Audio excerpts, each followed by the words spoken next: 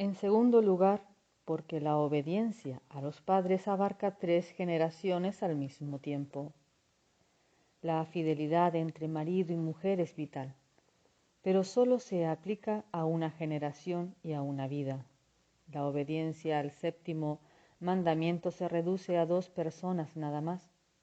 Por supuesto que muchos más, aparte del marido y la esposa, se ven afectados por su quebrantamiento, pero el mandamiento se dirige solo a 2 personas y a una generación. Por otro lado, la obediencia a los padres tiene un campo de acción mucho más amplio, puesto que se hace extensiva a 3 generaciones: abuelos, padres e hijos. En tiempos bíblicos podían ser muchas más. Son generaciones vivientes, de los hijos a los padres y de los padres a los abuelos. En el Antiguo Testamento podía haber 4 o 5 generaciones vivas al mismo tiempo. Y de nuevo hoy en día hay un número creciente de bisabuelos. Esta es, por tanto, la relación humana más amplia y prolongada. Hace poco, una pareja celebró su 70º aniversario de boda. Eso debe ser casi el máximo posible. Pero la relación padres-hijo puede prolongarse mucho más allá. La relación marido-esposa se rompe por la muerte después de medio siglo más o menos. Pero hasta cuando una relación padres-hijos se rompe por la muerte, normalmente la relación se extiende a través de la próxima generación de hijos y nietos. En el hebreo del Antiguo Testamento no existen palabras para bisnieto, bisnieta, bisabuelo o bisabuela. Por esta razón, las palabras padre y madre pueden remontarse mucho más atrás. En segunda de Crónicas 29:2 se nos dice que Ezequiel hizo lo recto ante los ojos de Jehová conforme a todas las cosas que había hecho David su padre. En realidad, Ezequías era 14 generaciones posterior en el árbol genealógico de David, de forma que la única manera como el Antiguo Testamento lo podía haber descrito era diciendo que Ezequías había hecho lo recto ante los ojos de Jehová, conforme a todas las cosas que había hecho David 17 generaciones atrás. Eso, cuando menos, hubiera quedado farragoso, así que únicamente se pone la palabra padre y se deja a los lectores llenar el salto generacional. Incidentalmente, en versiones modernas se utiliza la palabra antepasado en lugar de la de padre para referirse a las generaciones pasadas. Podemos ver, por tanto, el alcance de esta frase, padre y madre. Es más que una simple referencia al hombre y a la mujer que fueron responsables humanamente de traernos al mundo, aunque principalmente se dirija a ellos. En este mandamiento Dios ha llamado nuestra atención a la relación más larga, completa y duradera de la experiencia humana, más aún que la relación entre marido y mujer. El quinto mandamiento no solo es una referencia a los padres, sino que recordaría a los israelitas su honorable linaje. Significativamente, aunque el hebreo carezca de una palabra para la relación entre abuelos y nietos, es muy rico en términos referentes al desarrollo del niño.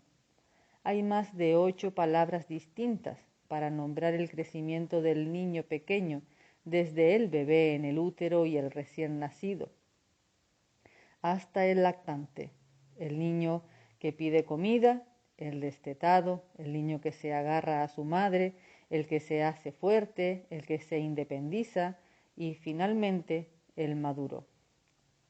La profunda y duradera preocupación de Dios por los niños y su relación con sus padres se muestra frecuentemente en texto como Deuteronomio 6, del 4 al 9, Nehemías 8, 2, 3 y 2 Timoteo 3, 15. En tercer lugar, porque el hogar es el primer encuentro del niño con la autoridad. En el verano de 1996 se transportó a un grupo de jóvenes elefantes desde el Parque Nacional de Kruger en Sudáfrica a la reserva de Pilanebus, a solo 20 kilómetros de la Ciudad del Sol. La pequeña manada pronto se convirtió en un puñado de delincuentes, arrancando árboles, atacando los automóviles de los turistas y aún poniendo en peligro a los propios vigilantes.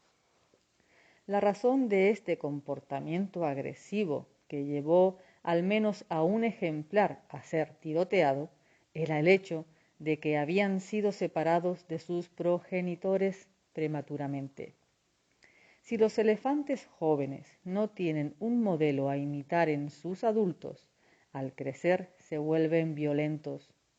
Los animales más viejos enseñan la disciplina y la norma de la autoridad a sus crías. Dios pone al hombre como cabeza de la familia. Efesios 5, 22 al 28, Primera de Pedro 3, del 1 al 7. Y a ambos cónyuges como cabeza de los hijos. Efesios 6, del 1 al 3. Dios espera que sea en el hogar donde se imparta la enseñanza cristiana y moral básica.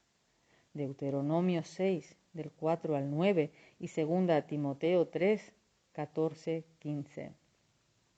Cuando nacemos entramos en un mundo de autoridad y el primer contacto es con nuestros padres. Está claro que si esta relación no funciona bien, toda nuestra sociedad saldrá perjudicada. Precisamente por esto tenemos una sociedad tan violenta y desobediente en la actualidad.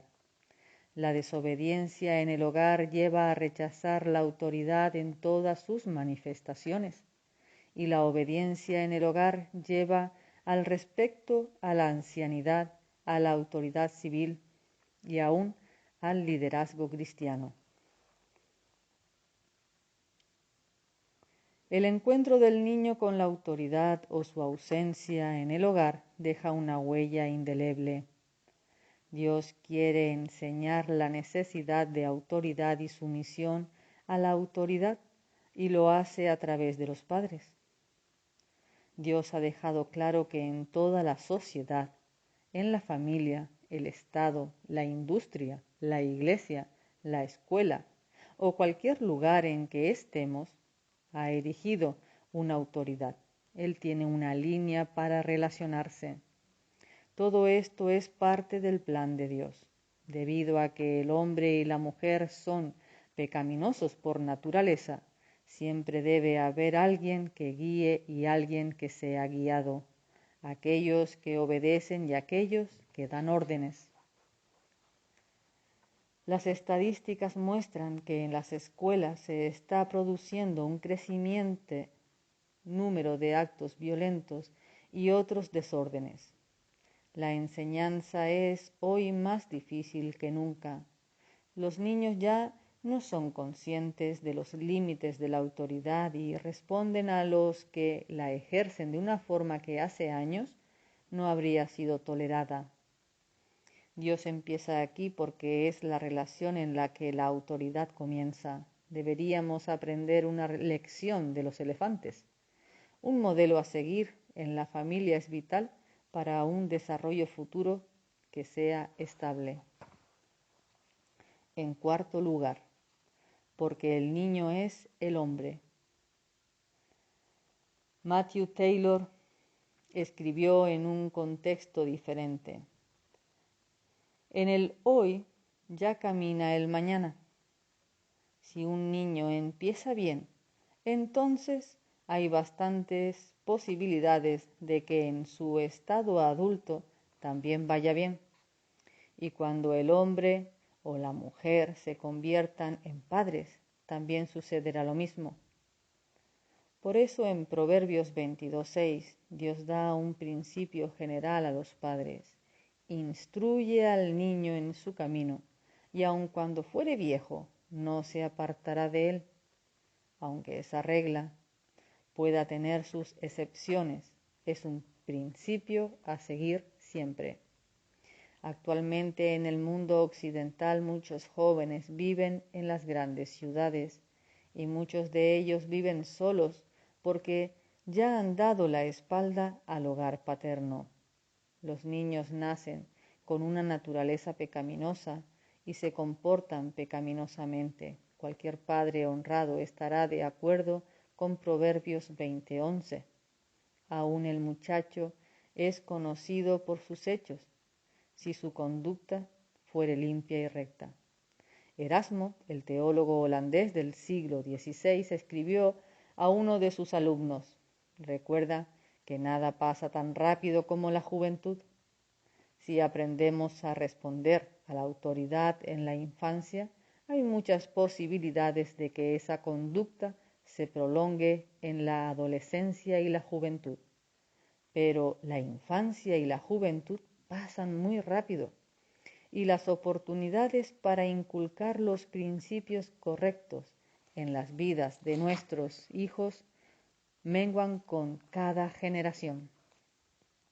Hace un siglo, un joven de veintitantos o treinta y tantos años aún se sometería a la opinión de su padre en decisiones tan importantes como el matrimonio o los estudios. Podemos ver el motivo por el que Dios sitúa este mandamiento el primero en la lista de las relaciones humanas. Es una relación vital. Por tanto, eso nos lleva al próximo asunto. ¿Qué significa honrar a nuestro padre y a nuestra madre? En primer lugar, honrar significa valorar o tener respeto. La palabra no tiene nada de complicada. Se refiere a nuestros padres naturales o al tutor que se encuentra en su lugar. Los padres deben ser respetados. Dios no hace ninguna distinción. No dice, honrarás a tu padre y a tu madre si se lo merecen. Dios quiere que honremos a nuestros padres por el simple hecho de que son nuestros padres. Deben ser honrados aun cuando sus vidas no sean un modelo a seguir. En todas sus reglas para poner orden en la sociedad, Dios nunca permitió que fuera el carácter del dirigente el que decidiera su derecho a gobernar o la obligación de los súbditos a obedecerle. Eso era igual de cierto cuando Pedro apremió a los cristianos dispersos por todo el imperio romano por causa de la persecución, diciendo: someteos a toda institución humana, honrad al rey. Primera de Pedro 2, 13 al 17. El apóstol era dolorosamente consciente de que el rey era Nerón, el carnicero loco de Roma. Pero aún así, Nerón era la cabeza legítima del Estado y sólo debía desobedecer sus leyes en caso de que ordenara a los cristianos comportarse de forma contraria a un compromiso más elevado con Dios. Se mantiene el mismo principio para la honra que deben mostrar los hijos para con los padres. De hecho, la hija de José, Stanley, sí tenía la responsabilidad de honrar a su padre, no por el mal del que fue responsable, sino por el hecho de que era su padre. Pablo instó a los hijos: obedeced a vuestros padres en todo, porque esto agrada al Señor. Colosenses 3:20. Y no añadió ninguna matización. Hace algunos años estuve esperando en la inevitable cola de la oficina de correos, mientras delante de mí había un hombre mayor cobrando su pensión y la de su mujer. El oficinista del mostrador le devolvió la libreta de la pensión de su mujer disculpándose. Lo siento, su mujer no la ha firmado. La respuesta inmediata del marido fue: la estúpida bruja. Aquello me atravesó como un cuchillo. Si esa era la forma en que hablaba de ella en público, me asustaba pensar cómo le hablaría en casa. Es igualmente cierto para la forma en que los hijos hablan a sus padres. Y recordemos, los hijos pueden ser de cualquier edad. La honra se muestra en nuestra actitud hacia nuestros padres.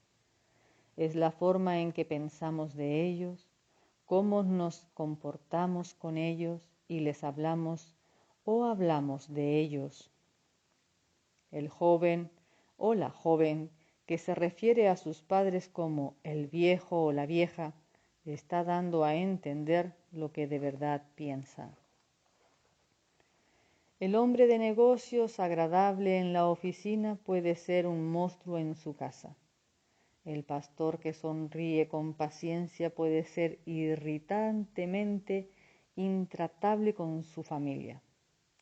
Los niños de una granja lo dijeron todo cuando uno de ellos sugirió a su padre mientras se preparaban para ir a la iglesia un domingo por la mañana: ya sé, hoy podíamos hacer algo muy diferente. Seamos desagradables con ellos y amables entre nosotros. Y es precisamente porque el hogar es el lugar donde es más fácil mantener un respeto consecuente por cada uno, por lo que Dios pone allí su marcador. Este respeto y valor deberían empezar en el hogar porque es el lugar donde más difícil es mantenerlos consecuentemente. Es en el hogar donde somos más vulnerables. Los hijos suelen comportarse peor en casa que cuando salen fuera, al igual que los padres. Si los hijos aprenden a honrar a sus padres y abuelos con el ejemplo y la disciplina que reciben en casa, entonces irán en la dirección correcta para honrar a los demás miembros de la sociedad. Esa es una lección vital. Un amigo mío cristiano, ya mayor, sufrió la burla pública de sus hijos adultos. Para él resultó trágico, pero creo que fue más trágico aún para sus nietos, puesto que se criaron aprendiendo a no mostrar ningún respeto por su abuelo. Esto inevitablemente les llevaría a mostrar la misma actitud hacia sus propios padres y, más allá aún, con los demás, especialmente con los de edad avanzada. La falta de respeto hacia los ancianos en nuestra sociedad contemporánea es el resultado directo de una violación generalizada del quinto mandamiento. Alguien lo ha descrito como la decadencia de la deferencia. Es en el hogar y con la obediencia al quinto mandamiento en particular donde se aprende el valor de la vida de todo ser humano desde una edad muy temprana. El hogar donde se deshonra a los padres con la falta de disciplina, donde los abuelos ancianos son ridiculizados por 2 generaciones, difícilmente corregirá comentarios despectivos sobre el color, la raza, la religión, la ocupación o la minusvalía física o psíquica de alguien. Mucho antes de que el niño piense en el asesinato, se plantee el pasajero placer del adulterio, comprenda la aparente ventaja de robar, aprenda a mentir o desee las posesiones de los demás, intenta liberarse de la disciplina paterna. Esa es siempre la primera relación que se intenta pisotear y, por tanto, la primera que un niño debe aprender a valorar. De este mandamiento se desprende la actitud hacia cientos de personas.